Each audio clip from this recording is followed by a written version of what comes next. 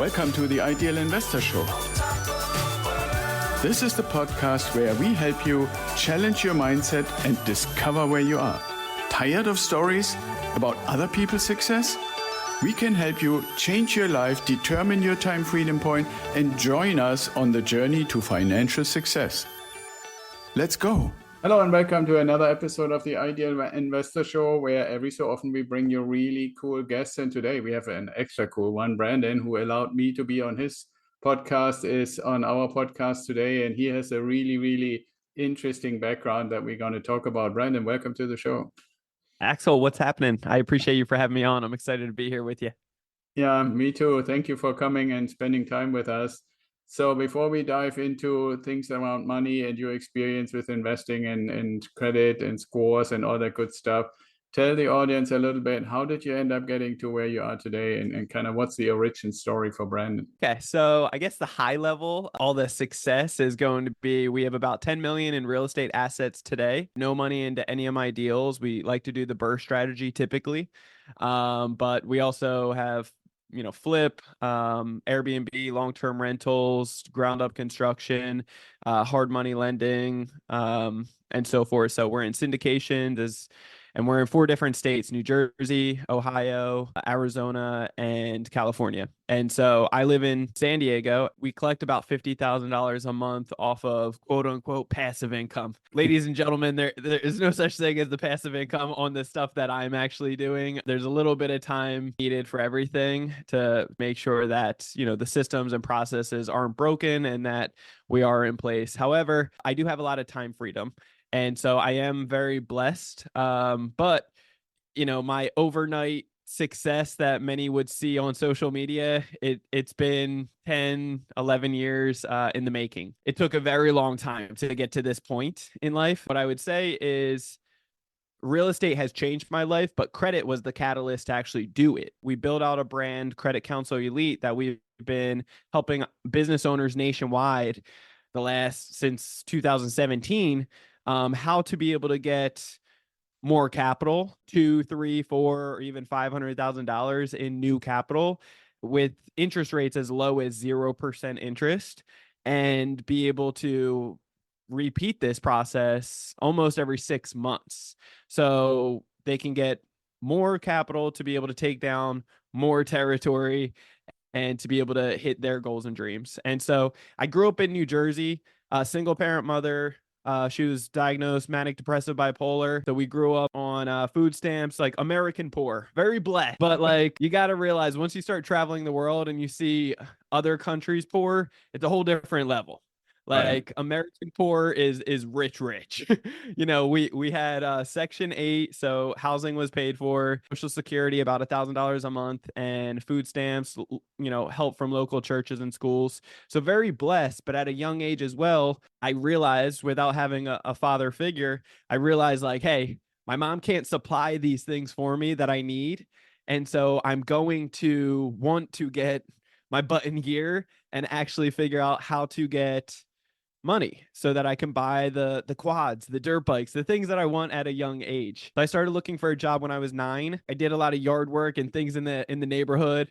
But I finally got my first job, official job, at age 12. And I just went down a rabbit hole of getting more money and being able to save up. But I also found myself on the wrong tracks as well. Understood. And I saw some of it in your bio, and I don't know if you really want or need to go down that rabbit hole. What you said earlier is that, you kind of did the different versions, starting with the BRRRR and the flipping and stuff like that. Can you describe a little bit the transition from when you got into real estate initially and how you basically grew it from there into maybe less hands-on investments? Yeah. So in the beginning, I fell in love with the BRRRR strategy. I did 4 hours every single day of education, books, podcasts just like this, and YouTube, to be able to get the proper education and that foundation piece that I needed. After reading and getting educated, and I started implementing, that was level 2 of making all of those mistakes that I just learned in those books and podcasts. Yeah. I made exceptions for everything. I really put my foot in my mouth multiple times, giving contractors cash up front, even though I use credit cards. I made every mistake under the sun. So, but I fell in love with the burst strategy. I figured out that's exactly what I wanted. Next, I figured out the location. I found in Ohio, there was job growth, population growth, and something unique about the area. And those three things I always recommend for investors getting started or in general. That's what I look for today. We love Ohio too for exactly that reason. And you know, sometimes people say, yeah, it's not a super fast growing, it's not, you know, like the Bay Area or Silicon Valley or stuff like that. But ultimately, I found, and I've been doing it for a while, and it sounds like you have too, that is really like steady as she goes, like a steady, continuous, dependable growth is ultimately really preferable. Yeah, and it comes down to what your wants and needs are. So over in Ohio, it's not going to appreciate like crazy like it will in San Diego. However, it will cash flow very well. You can have little to no money into those deals and it cash flows very good and that, you get 4 or 5, 10 properties under your belt. Well, you can collect an extra $10,000 a month and that could be your goal that you're looking to, get out of your day job or retire or whatever it may be. Instead, out in California, less cash flow typically, unless you're doing Airbnb. However, the appreciation out here, which you should never bet on, it should always be icing on the cake, in my opinion. However, it can be very good over just a short period of time, a few years. You can make hundreds of thousands, if not Right, but millions. I mean, I totally agree with you, and it's really a matter of, are you looking for an investment strategy that basically, from a legacy perspective, will always have real estate in it or not, right? Because the one thing is, for me, appreciation is always a little bit similar to investing in stocks, right? Like you're looking to find the right area or slash company, and if that company is the right one and it's doing the business the right way, growing in value, and you can sell it, and now you have the money, right? And I have a house in San Diego myself, and I agree with you totally. The appreciation is amazing. On the other hand, if you just say, okay, I have this house now and it has appreciated massively, unless you want to leave, the next house or similar house is going to cost you the same amount of money. Now, obviously, this is now your money that you don't have to finance. So that's definitely a benefit. But when I look at it more from an arch or like a perspective of a strategy, like you said, to generate cash flow, so you have time freedom while just having, you know, the money to exchange one property to the next and not having to increase your mortgage is one thing, but having continuously growing cash flow, and with it, I think, I mean, you guys do it with basically these credit cards and rolling them over and have very little interest. But even if somebody does the traditional mortgage thing, ultimately the tenants pay off the properties and the cash flow is continuously growing, at least at inflation or more. I think it both works. It's just a matter, like you said, of what am I really looking for, right? Or do I want to have an income stream, or do I want to have more like in the stock market, a value increase? I agree. Depends with certain individuals, like what their end goal Right. is. And so I don't necessarily look at it as stocks for appreciation, just because in California, for example, or certain markets, if very little does it actually tick back and kind of pull back. In many cases, over a 5, 10 year period, you are always going to see appreciation up. And how I look at appreciation, kind of like you said, instead of like you only have a couple options, right? You would have to sell 1031 exchange or borrow against. And many people don't realize that, I like to look at the borrowing power. Some Right. people think that there's caps on those borrowing power. When you know how to play the game with the banks and in the credit space, financial literacy that we teach at Credit Counsel Elite, like that information, if I have equity in the property, I know how to be able to tap into that and capitalize on it without selling the property, without, still actually having controlling ownership and getting the cash flow, get the tax advantages, and be able to leverage off of it so that I can compound my success and keep buying more assets to stack up even more. So that's what we've done over the years. Is, in your opinion, if you're working with clients, and I know that maybe the real estate is more a personal thing for you, or maybe not necessarily that much out with the clients versus the credit elite stuff, do you feel there should be a limit on how far on leverage somebody extends themselves on? For sure, yeah, there definitely should be. I think there's most will have 80% or so, give or take, on the leverage that's out there. Now, every once in a while, there's some crazy lenders that will come up with something astronomical, right? And doing 100% financing, 100% rehab, everything, And so you usually pay a premium for those situations. However, I think it's really crucial for all investors to just identify the difference between good debt and bad debt. You Right. know, we never give anybody permission to go out and get a bunch of new funding and then buy the $20,000 Gucci sweatshirt. That's not acceptable to me. Yeah, right. However, if you buy assets that actually get you tax advantages, cash flow, appreciation, get you security and safety, I would never talk somebody out of that. Even if it's costing them money and they're in debt because of it, that's good debt. And so that over time will turn into something extremely beneficial. But you just got to be wise with your finances. And I'm a firm believer in having backup plans as well. Many people that mess up in real estate, in my opinion, is that they start off with plan A. And then when plan A doesn't work out, they don't jump to plan B. Like that would be logical. They don't know plan B, C, D. They Right. jump to plan Z right away. And then they're sinking, they're losing, and then they're hating real estate. But if you get well-rounded education on all the different ways to make money in real estate, there's 30 plus ways and you can really compound it and have backup plans and get very creative to make sure that you're not sinking. Yeah, absolutely. And I use the term plan A and then other plans too. And I've come to the conclusion, and it's not just for real estate, that oftentimes people, especially when they don't want to spend time on the education, it's really Yep. more a black and white thing. If it all Yep. works, then they gung ho and it's all white and wave the flags and stuff. And if something doesn't work, there is no nuance, there's no shades of gray or anything. It's just black. And Yep. never touch it again, and it's bad, and tell everybody else that it's bad, and they Tell got everybody burned. else. And so Yeah. now what I meant with the leverage limit is, if you really think about this case where you say, okay, I have a property and it has appreciated really well, and now I'm basically taking a loan on the equity and take that money and use it as my down payment, and the rest, like I do another 80-20 deal with the bank. Now, really, if you think about it now, this property is actually 100% financed, right? Partially through the equity loan and partially through the regular mortgage loan. And The, if you the keep doing difference is you have two properties now.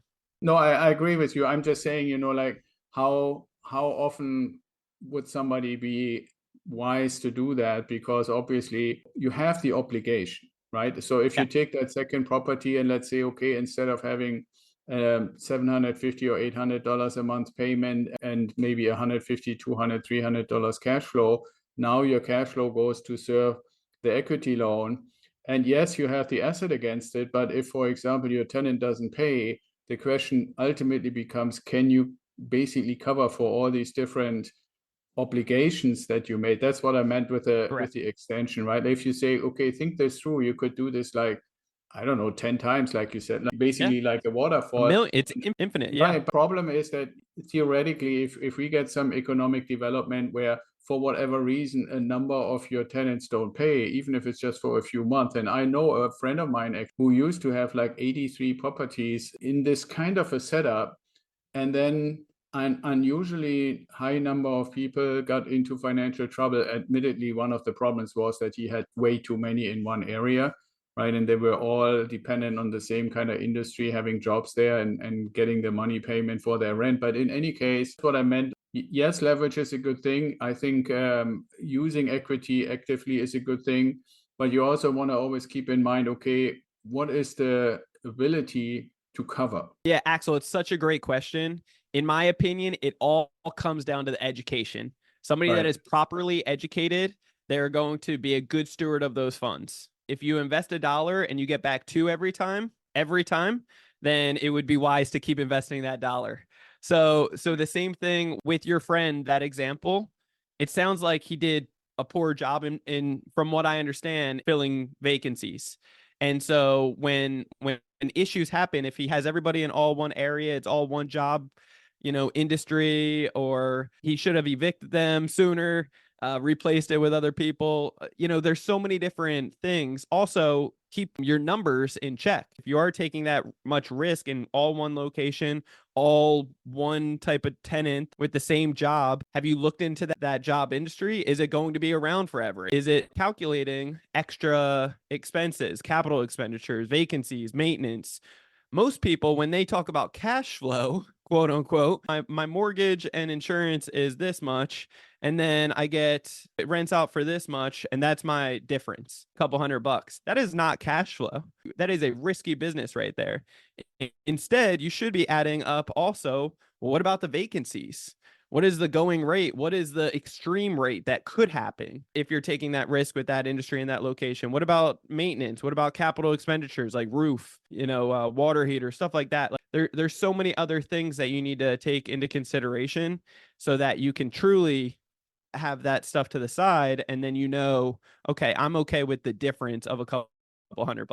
Absolutely. And I don't want to beleaguer this too much, but he had done all those things. And I really appreciate that you listed them and pointed them out, because I totally agree. And I think we're both the same. We want to always educate people as much as possible so they're really aware of what they're doing. In his case, I mean, sometimes you also have some unlucky circumstances. So the first 3 months he was using the reserves that he had built, just like you were describing it. But what actually happened is everybody at that time when this thing happened wanted to evict the people. And so what used to take 2 or 3 months started taking 5 or 6 months. And when you too far extended, that was actually the lesson overall, without going into too much detail. He ultimately just kind of flamed out. His reserves were consumed and the portfolio was too big and too leveraged. It's not a matter of having too many properties. I totally agree with you. It's more a matter of how aware are you, how you're actually allocating the money, and keep a reasonable balance, right? And understand what cash flow is and so forth. Now, one of the things that our audience might actually wonder, and I know this is really your specialty and we should spend a little bit of time on it, is when you say, okay, we can help you apply for several $100,000 worth of credit cards that can be 0% for 12 to 18 months. You and I have talked about this too. I think one of the obvious questions is, okay, how do I make sure that it remains to be that way? Maybe not necessarily with the same card, obviously, because those 12 to 18 months expire at some point. But I could imagine that our audience members would say, well, yeah, initially that's really cool. But what happens, like, how can I make sure that I always have the money at this interest rate? Or can I? So yes, you can. And every 6 months, you can get the exact same amount of funding or more. You should be improving the techniques and the education. Your first mass supply, a mass supply for the listeners, what I'm talking about is it's an application sequence. When done correctly, you can apply for anywhere from 10 to 50 plus credit cards or even lines of credit and so forth. Any bank products and services that the banks offer, and you can get a 90% approval odds by doing these techniques properly, because there's 45 plus moving metrics on how these banks and lenders are judging you. So at the end of the day, every 6 months is kind of the rule of thumb where you can do this again and again, every 6 months per person. So say you have your wife, you do it today, 3 months later, she does it. And then 3 months after that, you're good to go to do it again. And then 3 months after that, she can do it again. So every 3 months, you guys are doing this because you have two people now. So basically, the 0% interest starts off at anywhere from 6 months to 24 months. On average, it's about 18 months. However, after you take advantage of that once, they keep on giving you these offers. And so 9 times out of 10, you can get them extended on the current credit lines, or you can just apply and get more and keep on doing this. So over time, you can keep the ball rolling and extension to be able to borrow the most amount of capital at the lowest interest rates. Are you then actually repaying existing cards with new lines, or are you just extending and expanding the credit line? Yeah. So after you pay off your credit lines, you should always ask for extensions. Once you're a good steward of the funding, you should always ask for credit limit increases and get more and more of it. However, yes, you should. This isn't going to be for a 30-year fix. It's not that type of space. These are for short-term investment opportunities where it's either to jump into a BRRRR project, a fix and flip, what have you, or even your own business. If you have a little fire of a business going on right now and it's doing well, but you're missing out on opportunities because you need more capital to be able to hire on the best, to be able to take out the competition for marketing, for deliverables, for fulfillment, keeping up with inventory, for all of these things. If you already have the fire going and you're missing out on opportunity just because you need more capital, this is where the credit comes into play. And once you get 2, 3, 4, or 5, $600,000 in new capital, as low as 0% interest, you can leverage this and grow and scale. So yes, if you get 400,000, for example, but you need 300,000 for your business or the next real estate deal, you can take out, instead of just taking out 300,000, take out 350,000, so that now you have 50,000 extra that you're going towards your minimum payments to keep up with, and you are leveraging. It's all on the business side. Your personal score is not affected. Is there some exit strategy at the end that you recommend? An extra strategy, you should always have, like, I'm a big firm believer of backup plans, right? So there should always be an exit strategy. You should always have the capital one way or another to be able to pay off what you've borrowed. This isn't, Right. No, I again, meant like, you showed these kind of impressive two packages of cards. Is there any point where you say, okay, then you stabilize at a certain level and that's then what you're going to keep? And obviously, the more you have, and if you kind of, have the business pay them back, it's also good for the score and all those other kind of little fringe benefits that come with that. But would you really constantly keep like these two packages, or is there a certain happy medium number that you would ultimately go to? for the number of amount of credit cards, Yeah. no, it's infinite. You keep going. So the world record for the most active open credit cards is like 17,000 or 1,700 something, like 1,800. It's pretty And impressive. you need a bookkeeper to make all the minimum payments. So when I say I have like 100 plus cards, I'm not utilizing every single one of them right now. So every year you want to make just a minimum charge on it so that it stays open and active. But besides that, so I just have a reminder on my phone to remind me, go to the dollar store, and spend an hour there cranking out 50 cards, so that they stay open and active. However, all of the maybe I'm using 15 different cards at a time actively for different businesses or growing and scaling, leveraging. I'm assuming there is a little bit of a story that I would love if you can concisely tell it. How did you come up with that? Did you just say, okay, I want to have the world record in credit cards, or what was the the story or the trigger for you to get started with that? No, and just for clarity, I don't have the world record in credit cards. This other gentleman does. And then the world record for the most amount of credit cards approved in 1 year's time frame is 143. Now check this out. The cool part behind that is his best friend. Now this comes into the power of your influence. You are the average of the 5 people you hang out with the most. That's why community, it's such a big thing. His best friend ended up getting 138. It's pretty impressive. Just 5 shy. It's Right, incredible, so success isn't always taught. A lot of times it's just caught being in that atmosphere. How I got started in this is when there's a will, there's a way. Like I said, I grew up American poor. I didn't, when I started realizing I wanted to jump into real estate investing, I was doing door-to-door Kirby vacuum cleaner sales. It was $3,500 vacuum cleaner I was selling door-to-door. I got recruited by knocking on somebody's door and jumped into this real estate investment company. And I saw all the systems in place back in 2011, and I got so much inspiration because of the impact we were making, the money that was being made, and it just looked amazing. It looked awesome. So I started going down that rabbit hole afterwards for the 2 years, 4 hours every day. And eventually you get to the point of like, hey, I got some opportunities I want to submit offers on. Oh, shoot. How am I going to get the money for it? How am I supposed to do that? And that's where I ended up when the builder's away. I had no idea that anybody would ever trust me with money.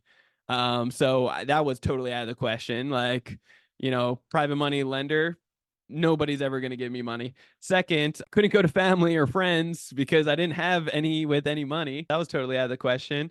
So I looked at my credit cards because I was working in a restaurant at the time, making 30, 40 grand a year. That wasn't going to qualify either.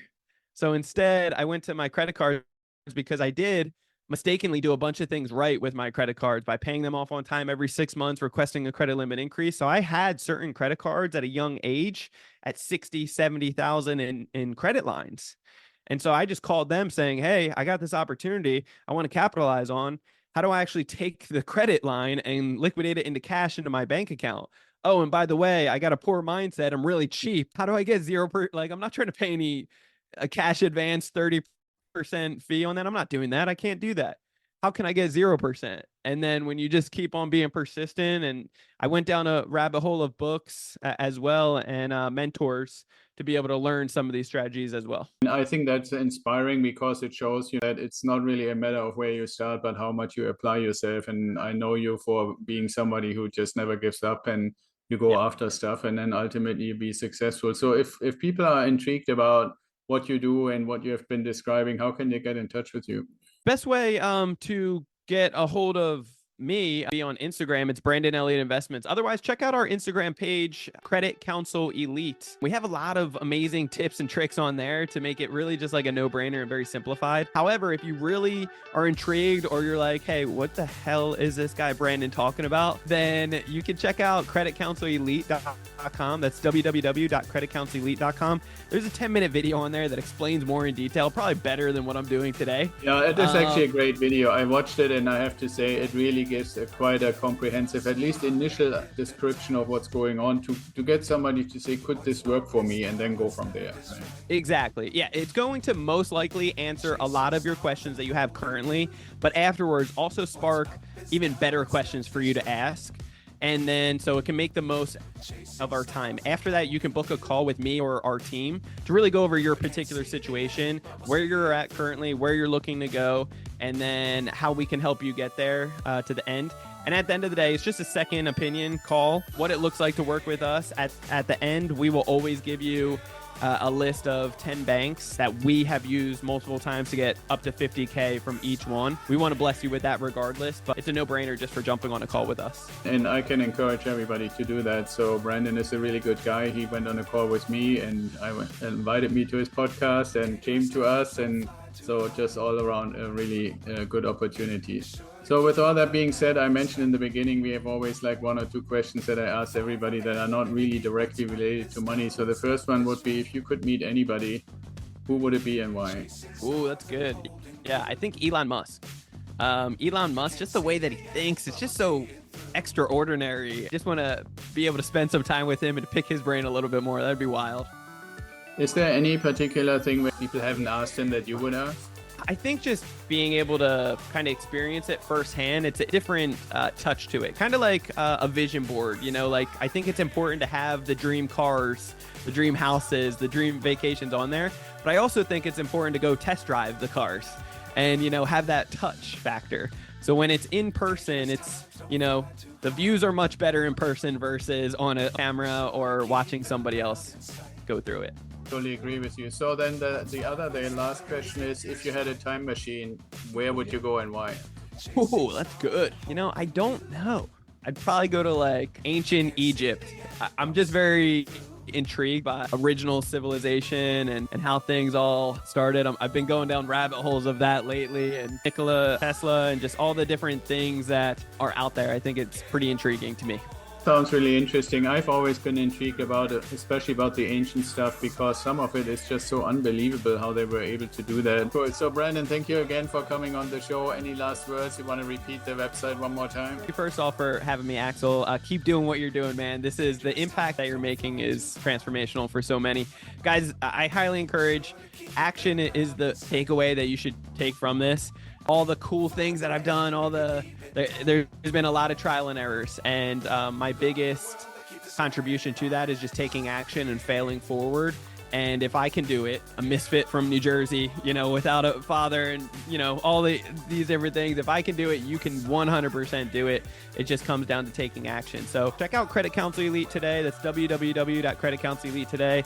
And then feel free to follow us even on our podcast as well, Ready, Set, Go, Real Estate Investing Podcast. A new episode drops every Monday. So, and then we'll see you soon. Cool. Again, thank you for being on the show. Thanks, brother. I appreciate it.